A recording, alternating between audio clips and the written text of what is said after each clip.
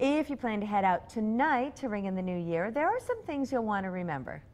Pauleen Lee joins us live in Green Bay with some tips to stay safe. Good morning, Pauleen. Good morning, Pete and Rachel. Good morning, everyone. We're here at Purveyor Health. We're talking about things like frostbite and hypothermia if you don't take precautions when you go out tonight. Dr. Free is back with me.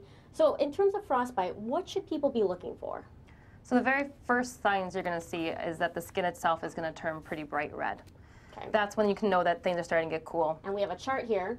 So here's being your regular hands. When frost nip comes, which is kind of the mild forms of frostbite, you start to see that those fingers turn red like that, and that starts to affect just that beginning layer of skin.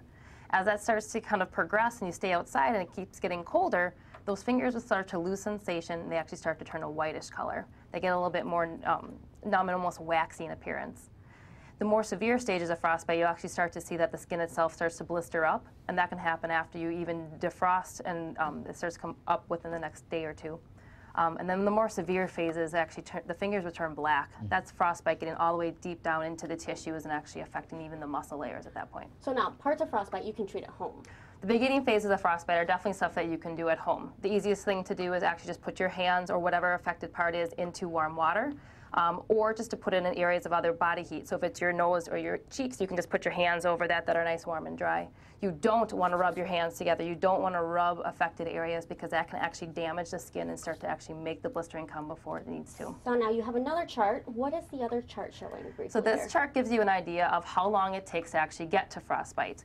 So when things are just not too bad in temperature, then it's not going to take too long. However, as you get colder and the wind chill starts to pick up, then it actually can be as short as even 5 minutes or even 10 minutes. So Pete, how cold is it supposed to get tonight, and what is the wind chill expected tonight? Temperature is going to be about 6 below at midnight, and the wind chill is going to get around 20 below. So. Okay, so Pete says 20 below for wind chill, and then 6 below, Pete, for temperature? For temperature, yeah.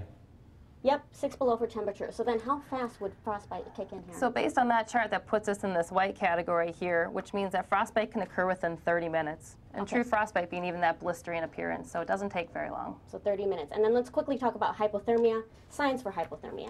So hypothermia is going to be almost the opposite of frostbite being the extremities and the very tips and fingers, whereas hypothermia is actually the core temperature of your body goes down.